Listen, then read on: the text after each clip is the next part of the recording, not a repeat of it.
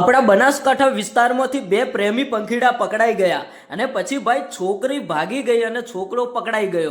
પછી ભાઈ તમે જે દ્રશ્યો જોતા હશો કે છોકરાની હાલત શું કરી. પહેલા તો ગામના લોકોએ ભાઈ પકડીને ક્યાંક ને ક્યાંક ગામનો જે આપણે ગુંદરો કહીએ ત્યાં બેસાડ્યો અને માથાના વાળ કાપી નાખ્યા. અને ભાઈ તમે જોયું કે ચપ્પલોના હાર પણ પહેરાવ્યા અને પાછળ જતા જે કર્યું ને એ ખરેખર બહુ જોવા જેવું હતું. આ વિડીયો તમે બિલકુલ સ્કીપ ન કરતા, વિડીયો તમે પૂરો સાંભળતા જજો. કારણ કે આજે આ ભાઈની જે હાલત થઈ છે ને એવી હાલત કોઈ દિવસ તમારી ના થાય. એટલે ખાસ કરીને ભાઈ તમે સાવધાન રહેજો અને વિડીયો પૂરો સાંભળતા જજો.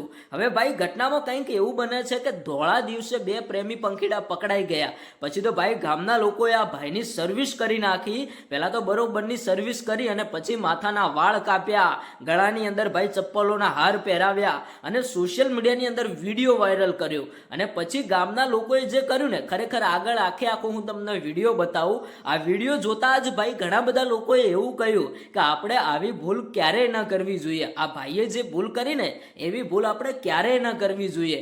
હા ભાઈ, ખાસ કરીને તમે આ વિડીયો પૂરો સાંભળો. હું તમને જે વિડીયો બતાવવા જઈ રહ્યો છું, કારણ કે અત્યારે હાલ ભાઈ આપણા બનાસકાંઠા વિસ્તારમાંથી આ વિડીયો વાયરલ થઈ રહ્યો છે. મિત્રો, આપણે તમને ખાસ માહિતી આપીએ કે જે આ ભાઈએ ભૂલ કરીને કે ધોળા દિવસે ભાઈ પ્રેમ કરતા પકડાઈ ગયા અને ગામના લોકોએ જે સર્વિસ કરીને આવી ભૂલ ભાઈ તમે ક્યારેય ન કરતા. આવા કોઈ પણ કાંડની અંદર ભાઈ તમે પડતા જ નહીં. પહેલા તો તમને એક ખાસ વાત કહી દઉં, કારણ કે અત્યારે હાલ ભાઈ આ છોકરી તો ભાગી ગઈ અને આ ભાઈ પકડાઈ ગયા અને ભાઈની હાલત શું કરી તમે વિચાર કરો. હવે છોકરી તો ક્યાંક ને ક્યાંક ભાગીને ક્યાંય પહોંચી ગઈ અને આ ભાઈ પકડાઈ ગયા. ભાઈની તો બરોબર સર્વિસ થઈ ગઈ અને ચપ્પલોના હાર પહેરાવ્યા અને એમની હાલત શું કરીને એક બાજુ સોશિયલ મીડિયાની અંદર વાયરલ પણ કરી નાખ્યા.